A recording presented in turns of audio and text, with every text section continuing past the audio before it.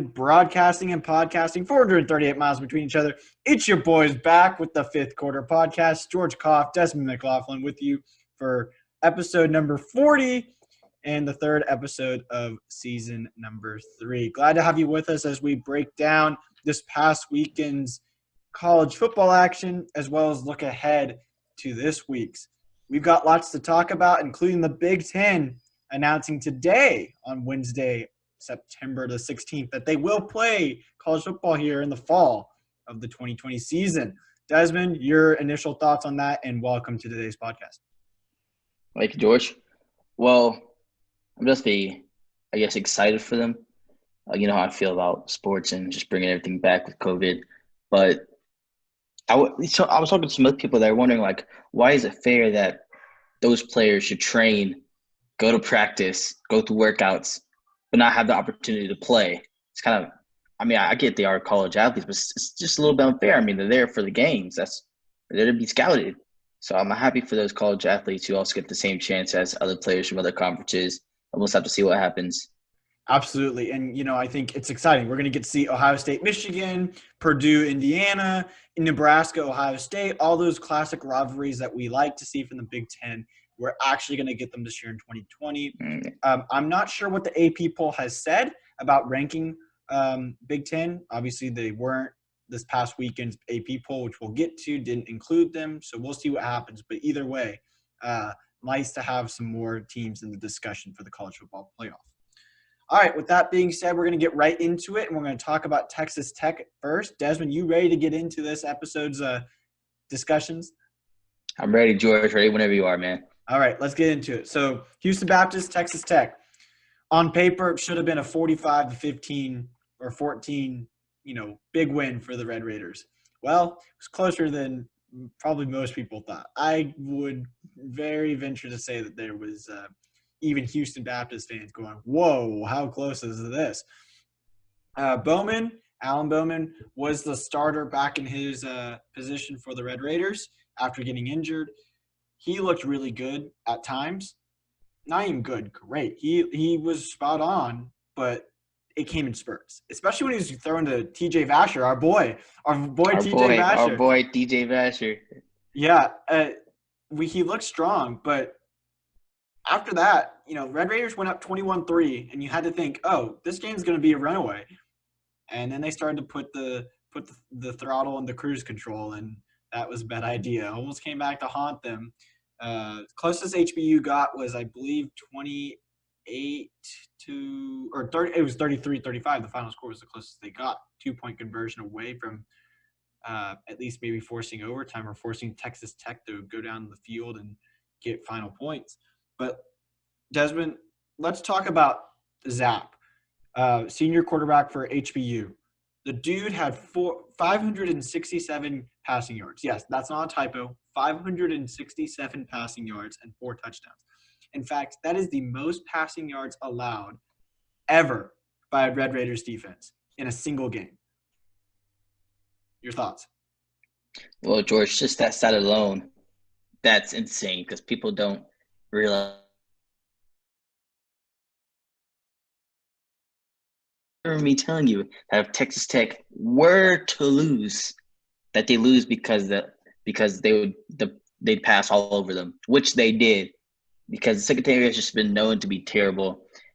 Zap, he's underrated. He already has over 1,000 yards. That's insane. But I also want to say, George, I did make a comment about Alan Bowman. Do you remember what I said? If I go back to last week's notes, and I will add that you said that he would be the leading passer in the Big 12. I just want to say, George, week 1, check the rankings. Passing leader of all FBS, Alan Bowman. It's going to go on up from here. He looks great, man. He needs to find Keyshawn Carter more and find our boy TJ Vasher, as you said, who doesn't get enough looks. Offense looked good, but still, I can't really complain. I told you last week, a win's a win. That's how I feel here at Tech, especially with the football program, but a little iffy, especially going against Texas next week. Sam Ellinger looking nice. He's second right now in passing yards. And with with an elite passer against our defense, our secondary. Tough game. Tough game. Yeah, I think one of the things that will be really interesting, Texas, you get 2 of the 3 final non-conference games for the Big 12, which we'll talk more about the Big 12 in just a second. Baylor and Oklahoma State. TCU still has not announced their non-conference game. SMU, TCU were supposed to play. COVID-19 postponed that, and there's no really makeup date yet. But I think it stands to say that, yeah, Alan Bowman's a good quarterback. But I think there are quarterbacks that might pass, and we'll just see. We'll see. I'm not going to make any suggestions and assumptions yet, but you're right. I think Bowman did what he had to do, and maybe you're thinking as a Texas Tech fan, why is Bowman still in there in the fourth quarter? Of course, it was a close game, but hey, you got to be happy. A win is a win. It You was a said close that game, last yeah. week. You said that last week. It doesn't matter how you get the win as long as it's a win. You look forward, bye week, get some fresh legs. Get rested for Texas Tech. And also, Go ahead. They just released a statement that 2 more players actually caught COVID on the Texas Tech football team, which makes about 6 since June. So we'll have to keep an eye on that situation. Yeah, not good there for the Red Raiders, but they face Texas next week in Lubbock, so on national television on Fox. So it should be a good one. Sam Ellinger and Alan Bowman will break down all that next week as we look forward to that matchup. All right. We promised we'll get it to you. Top 25. My goodness, the Big 12 had outside of that HBU Texas Tech, and even though it was close, outside of that, the Big 12 did not have a good week. Arkansas State pulling up the upset, baby, pulling off the upset, going on that Red Wolves train. Choo choo, choo choo choo choo choo choo. Louisiana absolutely thwomping the Iowa State Cyclones, a team that was supposed to be fairly good. Coastal Carolina going to Lawrence and winning again against the Kansas Jayhawks. Desmond, what does this mean for the Big 12? I mean, I think it just has something against the kind of mediocre teams. Iowa State, they're usually about 3rd or 4th in the Big 12, but I mean, the top teams are Oklahoma, Baylor, Texas. Oklahoma, Texas still looking strong, so they're the really only contenders. But still, seeing Iowa, I think you said Coastal Carolina would beat Kansas. I think you said that or you said something like that. But Iowa State losing to Louisiana like that, man, that's tough. My boy Miller's from up there, and he was pretty upset. Let me say that. Yeah, it was. I didn't say the Coastal Carolina Kansas. I did not pick that one properly. We did this. That was our scary good game last week, and we both said Kansas would cover. I was not surprised that Coastal Carolina got the win. I was surprised in how big the win was. 38-25 was the final, or 38-23. Check that. Was the final 15-point spread for Coastal Carolina? That's pretty big for a Sun Belt team that barely is playing their 6th or 7th year in FBS. So Big 12's really got to get their, got to hope that Baylor can pull it out against Houston and Oklahoma State can survive against Tulsa. I think that's going to be the key test here. Is if they can get that, they'll still be, have a winning record in conference play or in non-conference play, or the Big 12 will. So I think that's, of course you saw Texas absolutely destroy UTEP, and Oklahoma was like, okay, Missouri State, thanks for coming to Norman. Bye. Here's your however 1.3 mil or whatever it was, 750,000. I don't even know how much they got paid to go into Norman and put up a goose egg. 45 or 48 nothing was the final, something along those lines. It was bad. I mean, those were expected, but who would have expected 3 upsets of those kind with Kansas State, Iowa State, and Kansas all falling? So and here's a little tidbit for you, Desmond. Louisiana, the Raging Cajuns, got their first win over a ranked opponent on the road ever, like first time ever. They had beaten a ranked opponent before. It was Texas A&M at home in Lafayette. So the first time they were able to do it on the road against a solid Ames or Iowa State team in Ames. So we'll see what happens to that Iowa State team. See if it was a good Louisiana team or a bad Iowa State team. ACC. Let's move forward there. Clemson, Notre Dame. No surprise.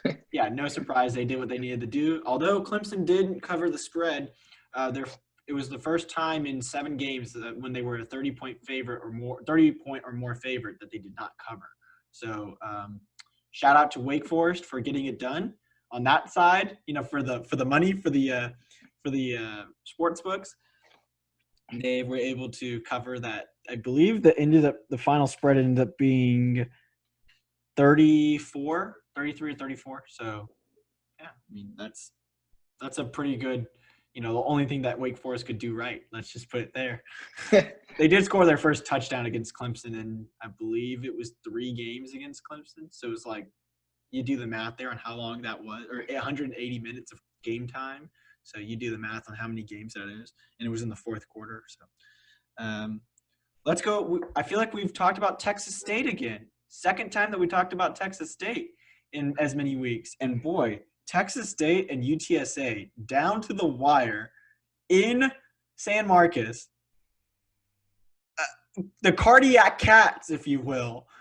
I mean, poor guy missing the extra point and missing the field goal in overtime. I mean, you have to feel for him, but still, what a game by Texas State. Yeah, George. I caught a bit of the end when he missed that extra point. I told you my cousin's a cheerleader for Texas State. I texted her. I was like, come on. How do you miss such an easy kick like that? I mean, I don't want to hate on kickers, but, I mean, you got one job, bro. I mean – Well, okay, if we're going to say that, go look at Gostkowski in the NFL. Dude went 0 for 4 on kicks on Monday Night Football against the Broncos and then makes the game-winning field goal. Like he – At least he made the game-winning field goal because people will forget about the over 4. They'll be like, oh, he made the game-winning field goal. Exactly. But still, I mean, also, I think people forget that Texas State, 4th down in the red zone, threw a pick 6, and then ended up scoring 2 more touchdowns in 3 minutes of play or 4 minutes of play. That this Texas State team is built different, and their quarterback. I don't know if you saw this article about their quarterback's issue.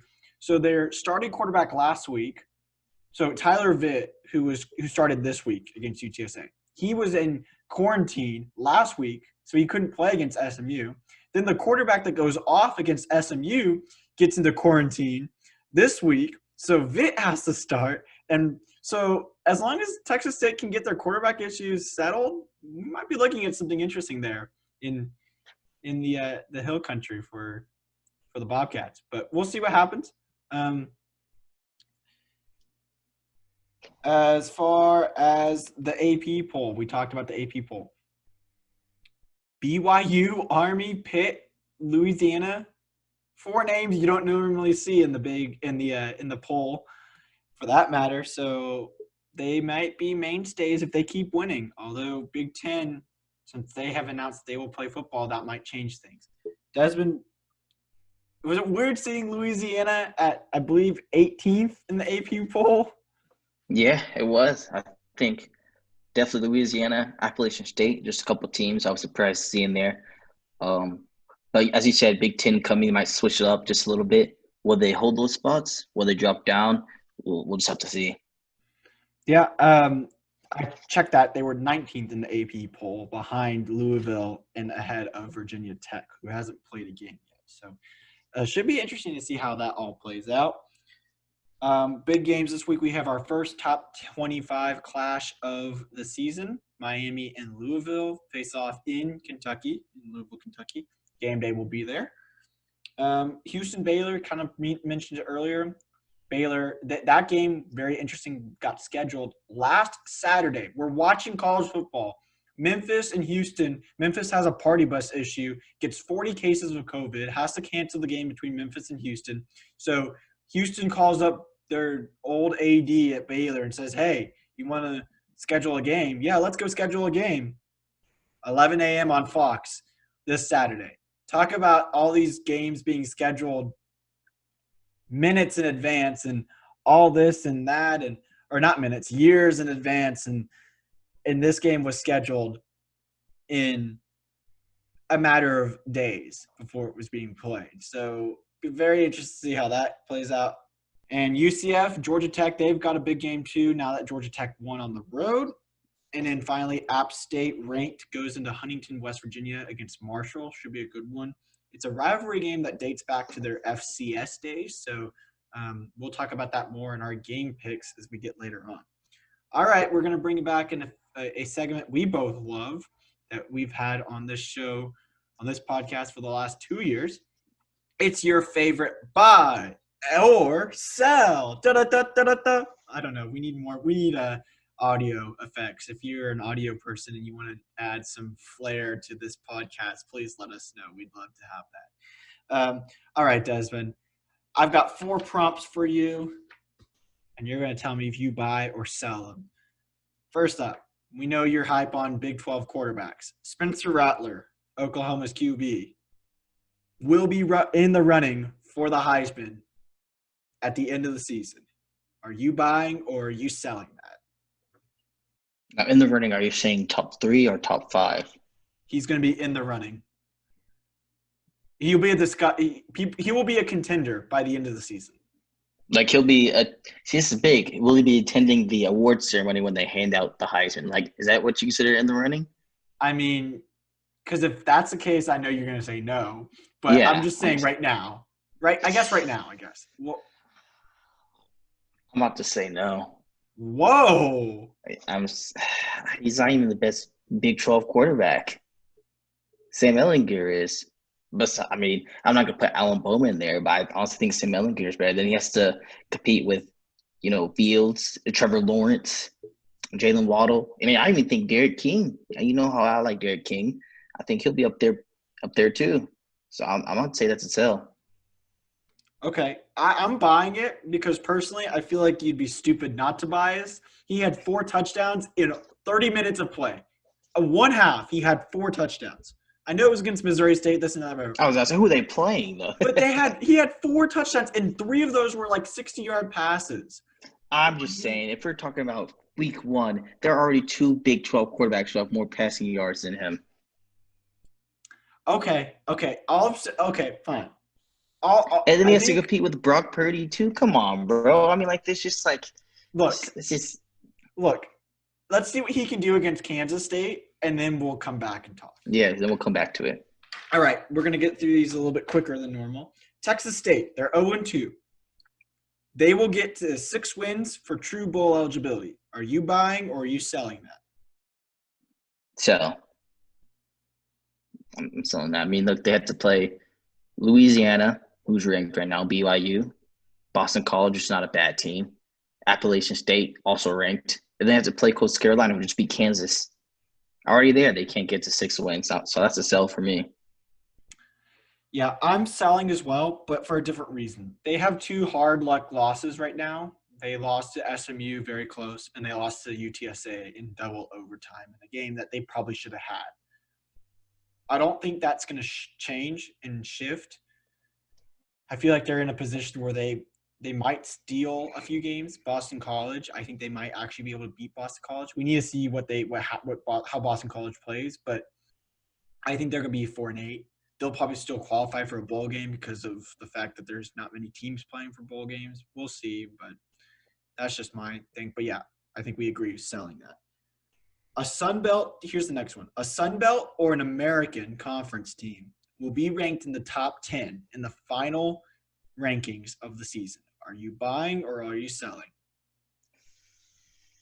This all depends on how they rank the Big 10 teams.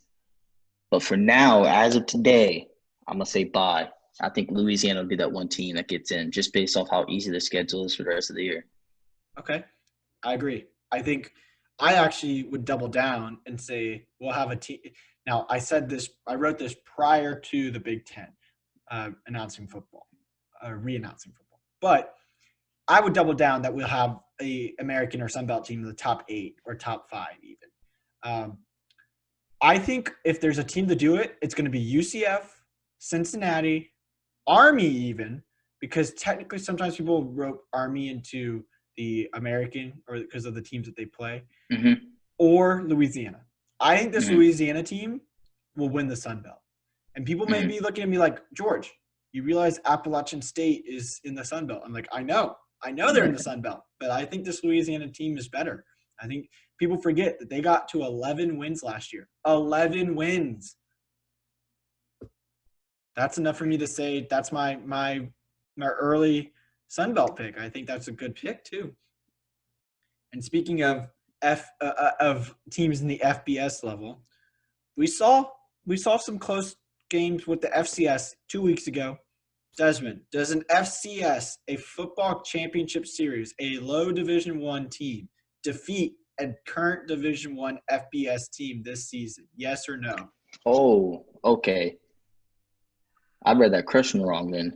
As in as in Abilene Christian, Campbell, I'm trying to think, UTEP, Central Arkansas, not UTEP, Central Arkansas, Stephen F. Austin. Does one of those FCS schools beat an FBS team? Yeah, I think it could possibly happen. I honestly couldn't say I don't know who, but I could definitely see it happen. So I'm gonna buy that. We've Okay. already seen close games. See, that's my thing is we've seen close games, but has it happened yet? No. Could it No. happen? Possibly. Yes. I'm actually selling. I think if it's going to happen, it might be this week. SFA plays UTSA. Abilene Christian plays UTEP. I think that's probably the best opportunity right there. Campbell plays Coastal Carolina. Campbell lost on a 2-point conversion on Saturday to Georgia Southern. I'm not saying Coastal Carolina is worse than Georgia Southern. I'm just saying Campbell has a good team. The Fighting Camels. You won't get a better mascot in college football. The Fighting Camels might be able to pull it off. But I'm selling just because I feel like they might get close, but it won't happen. All right, Desmond, I'm going to hand off the reins to you for a little bit. Let's talk about pro sports. Rockets, NFL, NBA, bubble. Go for it. What were That's George. I'll try to make this short. Let's see. George, have you made a fantasy football team this year? I do have a fantasy. I have 3 How actually. how are they doing? Well, the team that I focus the most on, because it's the one that's the most important. It's one I actually do with my dad. Pay League. We won this week by 12 points, I believe. So we had a good game from Chris Carson and from I'm trying to think who else is on our team. Stephon Diggs, as well as Mahomes is our quarterback. So yeah, I think. But other than that, my other 2 leagues, I'm pretty sure I lost one by 40 and another one very close. So I'd say I'd be doing okay for first week. George, I don't know how I won this week. See, when we did our draft, I had work, so I had to auto draft all players. I ended up with like Daniel Jones as my starting quarterback, but we somehow pulled out the win. Not much really happened in the NFL this week. Patriots won. Buccaneers lost, which I did see that a lot of Patriots fans were kind of mocking Tom Brady and Rob. Cowboys lost, of course. The football team won. All right, there you Um, go. but I'm just me. I'm focused on the Texans this year. Deshaun Watson, was he worth that max contract? How are they doing without DeAndre? I'm ready for next week. I'm ready to see what they have to do. But you know me, I'm a basketball man, and I was upset. My picks have not been going through well. I told you last week that the Clippers and the Celtics would make it. Celtics lost game 1 against the Heat. Clippers, of course, as you saw, lost to Jokic. And a lot of people are giving Jokic all the credit, but I think it's Jamal Murray, man. The I don't know if it was Canadian. The Canadian. I don't know if it was his girlfriend, or something, but he's been a different breed since about game 3, game 4 of the against the Jazz. He's just been going off for 30 plus a night, and I just want to give him credit because I was being a little too harsh on him about a week ago. I was debating with people online saying he's not that good, he's overrated, he's going to choke, but he's carrying the Nuggets right now. Him and Jokic, they're carrying them. It'll be interesting to see how they do against LeBron and AD. They'll definitely be hard because, as I said before, the Lakers don't have guards. I know they brought back Rajon Rondo. But, I mean, Ranjo's kind of old, and Ranjo does he really have enough to guard Jamal Murray? I mean, I know LeBron can easily play it, but it'll be interesting. It'll be I interesting think to watch. I think it's gonna be a good series, Lakers and Nuggets, Yeah. and we saw from game one of the Eastern Conference Finals with the Celtics and the Heat. That series is not something to joke about either, for sure. hmm I Also, think with though, the Lakers and Nuggets, it's almost like a kind of veteran against the newbies kind of game. You know, you're seeing a lot of newer players like Michael Porter Jr., Jamal, Jokic against older players like Rondo. You know, Danny Green's been in the league for a little bit. LeBron, AD, JaVale McGee, Dwight Howard. You know, it's kind of a vet. So I think the Lakers have a bit of advantage just because they've been in that situation where the other players and Nuggets have.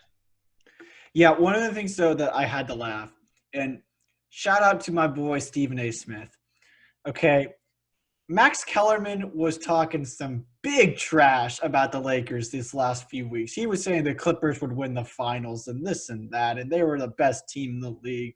I'm sorry, Max Kellerman, but I hope you take that all back. You call yourself not an NBA expert because your take these last few weeks about the Clippers. I don't care that Paul George and Kawhi were trash last night. I don't care. When would you be sold? As Stephen A would say, when would you be sold on the fact that the Los Angeles Lakers would not be the best team in Los Angeles? The Clippers absolutely need to go back to the drawing board, figure things out, do whatever they need to get back on track.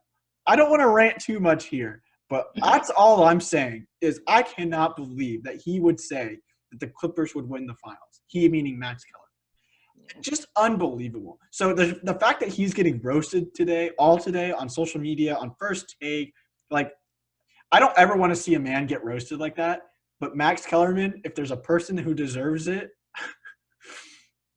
I mean, Stephen A said it best last night when he just was like, the clip on Twitter, he was like, the Clippers,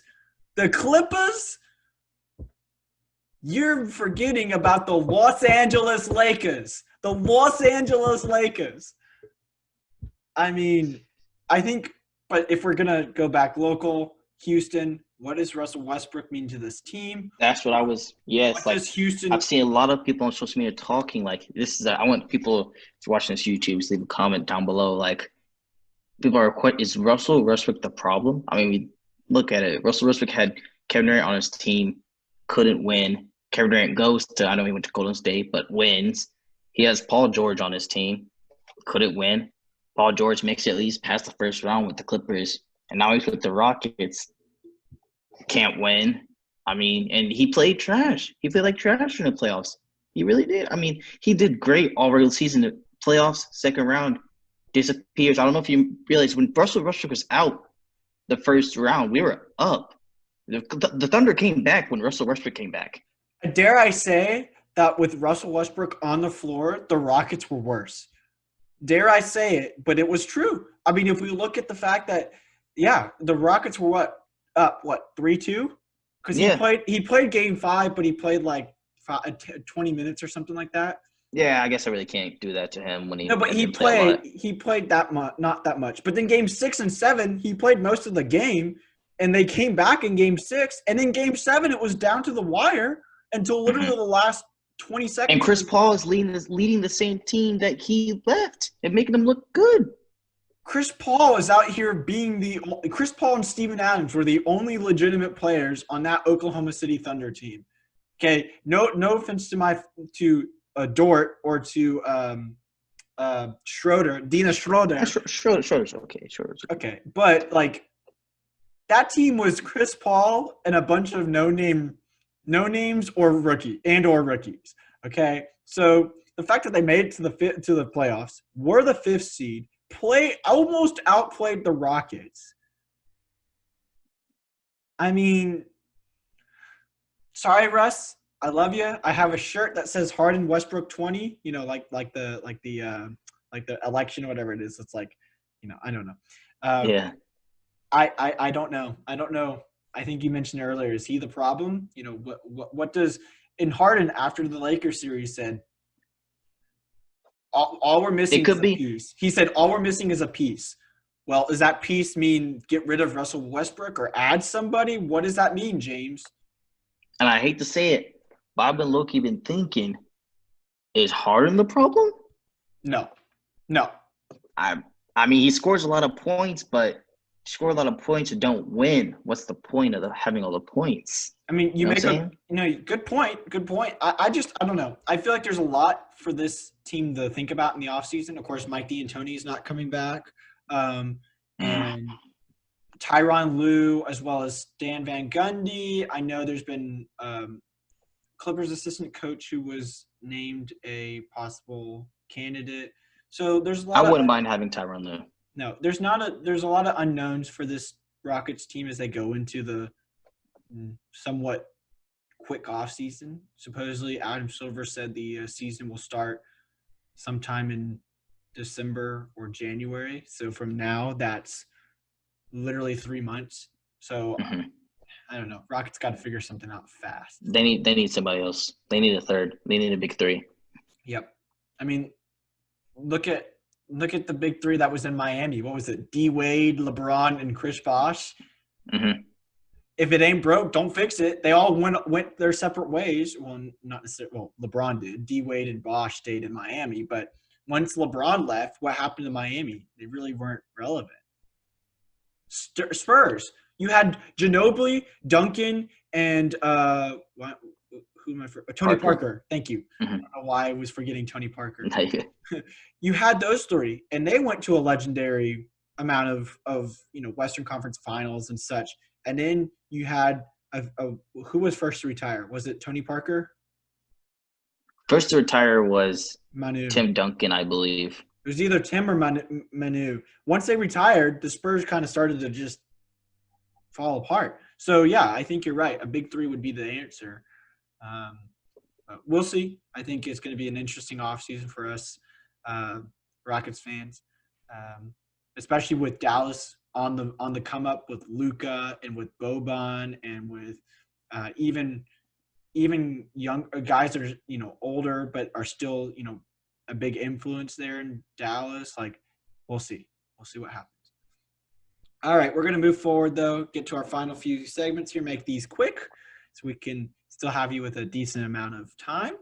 So, Desmond, unfortunately, South Alabama could not pull off the upset. They came so close. Desmond, they were up 24-6. I know. That's why I texted you. Yeah, 24-6 to Tulane. And then somehow they let Tulane score 21 points, 3 touchdowns in the fourth quarter and win the game, 27-24.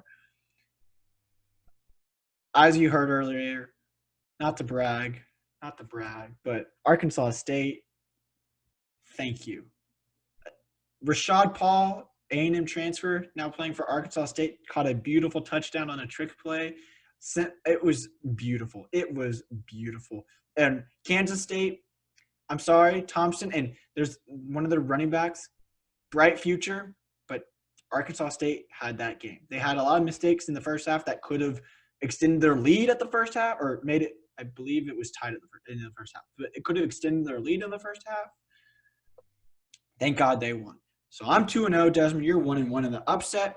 But speaking of your South Alabama Jaguars, their opponent from last week, Tulane, plays Navy this week, and Navy-Tulane in New Orleans. We already mentioned it. They came back from that fourth quarter upset. No fans in the stands for Tulane. Navy, obviously disappointing on Labor Day. I think Tulane wins 43-27 is my it was a close game last year. I don't think it'll be that close this year. Desmond, what do you think? I'm actually going to go Navy. Oh. I'm going to go Navy 17-9. After that 52-point loss, I think they're really going to come out strong to prove something. And also the coach was talking about last week, they actually didn't do any tackling drills or tackling practice because of the fears of COVID. So maybe, I don't know if he switched it up. Maybe he had them practice more. We'll have to see. No, I can confirm that they did do actual tackling. They did do actually. I figured they would have. Yeah, he announced at the end, not to infringe on here, but he announced that's Coach Niumatalolo. I wanted to have the nice ability to be able to say that. I practiced that like the last few days. So Niumatalolo, Ken Niumatalolo said that they did not do live tackling at all before BYU game, and then this past week they started doing tackling drills. Yeah, and I think it will reflect. Maybe that'll help. Yeah, I think it will reflect, and you'll see that, but I don't think it's enough to get them. You obviously disagree, but we'll see. 11 a.m. kickoff on ABC. Tulane is a touchdown favorite at home. All right, Desmond, Tulsa, Oklahoma State. This is called the Bank of Oklahoma Turnpike Classic, being played in Stillwater this week. It's the game that follows game day at 11 a.m. on ESPN. Oklahoma State is a 3-touchdown favorite, and this game was supposed to be played last week. It got postponed. They're still going to play it as far as I know. 2 words. Chuba Hubbard.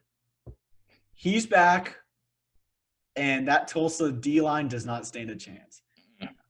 I've got the Cowboys big. 45-20. I agree, George. You already said the 2 words for me. Oklahoma State, 38-14. Big 12 for the win. Mike Gundy's 4-0 against Tulsa. About to make it 5-0. Yeah, I don't foresee Tulsa keeping it close. All right. College game days, game of the week. Second straight ACC clash. Miami, 17th ranked Hurricanes against the 18th ranked Louisville Cardinals in Louisville. Lots of shaky play for these two teams last week. They started bad, but then they cruised to 31-14 for Miami, and Louisville 35-21 win. So obviously they settle in, got their mistakes under them, and cruised to wins. I think this game's going to come down to quarterback play, and I can't believe I'm saying this, but the Miami Hurricanes have the best quarterback. De'Aaron King, we talked about him last week. The Hurricanes are going to win on the road, which would be their first ranked win on the road in like 10 years. So that's who I'm taking, 42-38. Desmond? Definitely. This is my upset pick. Ooh. Miami's winning this one. Oh, wait. That's not an upset. Just kidding. I read the 18-17 wrong. But Miami's going to win this one. It's going to be close. I'm saying down to the wire, 27-24. And you already know why. Every single year, I always key on one person that I really like. Last year was Jalen Hurts. I was on the Jalen Hurts train.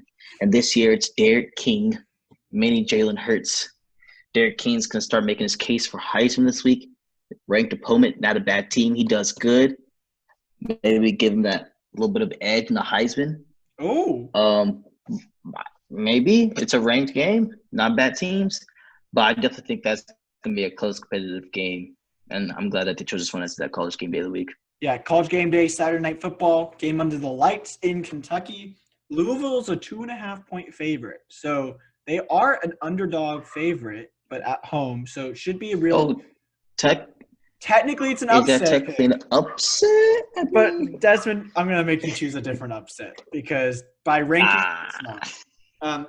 I believe the line will also move before the game starts. We are on Wednesday, so prior to Saturday, there's thoughts that game will probably even be an even line. So tune in to ABC to watch that one. Should be a good one. All right, UCF, Georgia Tech. UCF starting their season on the road. Georgia Tech had somehow put together a 16-13 win against Florida State after like 3 rain delays. Honestly, I am still confused how Georgia Tech won. Although they did win, they did have the better defense. They did, there's a lot of questions about what UCF's offense is going to look like. For me, UCF being favored by 8 or 7.5 is too much. But they play inspired. They get it done on the road. I've got UCF winning this one 34-23.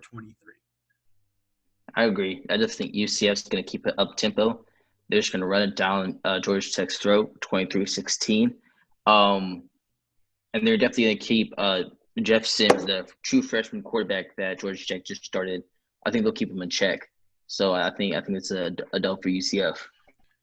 Yeah, we're going to get through these last few ones pretty quickly as best we can.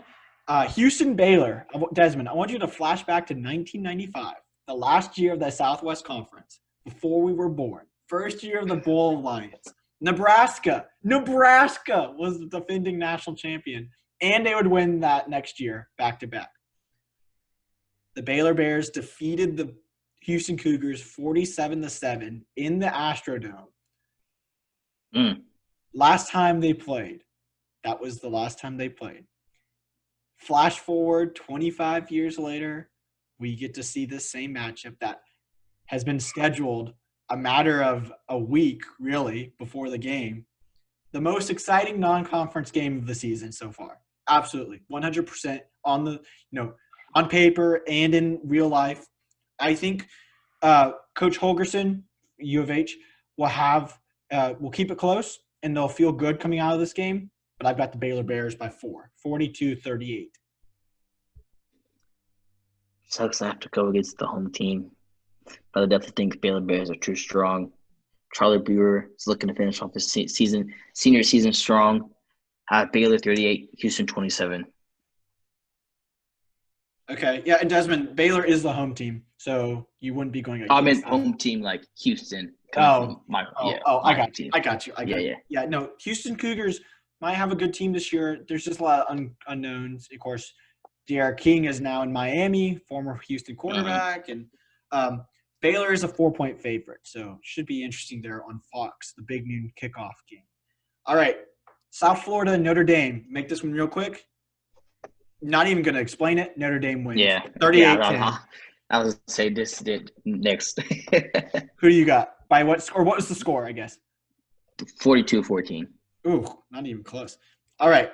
Last two ones are important. SMU, North Texas. They call this rivalry the Safeway Bowl after a North Texas coach said, heck, we'll play them anywhere. We'll play them in a parking lot of a Safeway. It doesn't even matter. Get this game on the schedule. That was about 5 years ago that he said that. And since then, they've played for 7 consecutive years. It's the most times that this game has been played in a row since 1931 to 1942. Okay, so this game doesn't usually get played that consecutively, but back and forth it's gone. SMU got whomped at home. North Texas defeated SMU.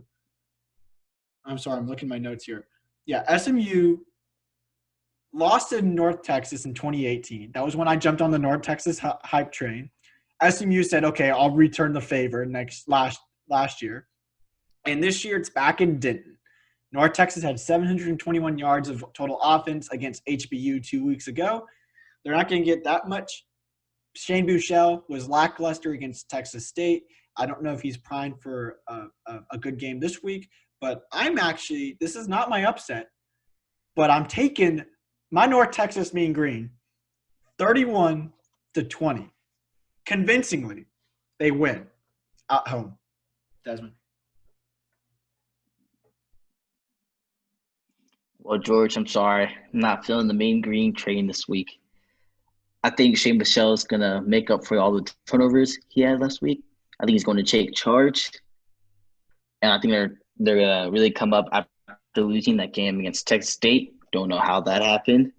But I definitely think it's going to be close. I'm not going to say it's a blowout, so I'll give you that. I have 20-13 SMU Mustangs. Pony up, baby. They're going to win this game. Okay. Should be a good one there. 5 p.m. CBS Sports Network on Saturday. All right, Desmond, final game that we're picking, Appalachian State in Marshall. In case you didn't notice, this is my upset pick. Come on, man. You're taking my picks now. Sorry, Desmond. I don't know what you're talking about. This is my upset pick. I gotta take the Marshall Mean Green, and I'll tell you why. The Thundering Herd have won their last 2 against Appalachian State. The last time they played was 2002, which means that they have won 2002 and 2000. They are a trendy pick to win the Sun Belt, meaning saying that to the Mountaineers, but they struggled in a closer than expected game against Charlotte. They won, but Marshall hasn't won a game against a ranked team since 2003, Desmond. You notice a trend here on the upsets that I'm picking. First, it was BYU, who really hadn't really been in the spotlight. Last week was Arkansas State, who, as I quote, was 0-12 against current Big 12 teams. See the trend here? I'm taking the Marshall Thundering Herd to shock the world on national television. This game's on CBS. It got moved to CBS because of the postponement with BYU Army. And my boy, Grant Wells, freshman quarterback from the state of West Virginia, gets it done. Desmond? Well, George, I couldn't choose Miami as my upset. This was the other upset I had, but I was a little more spiritual with my choice. You see, when I saw this, it reminded me of about 2 days ago. I was on TikTok, right? Oh, boy. And I've nowhere TikTok. I saw this. I saw the scene of this plane flying through the sky, lightning, and I was like, I've seen that before. Where's that from? We are Marshall. I was like, you know what? It's a sign. It's a sign from the Lord himself. I have to choose Marshall. And also, I want to say that Marshall was also already looking to enter the top 25 before the season, before the Big Ten and everything.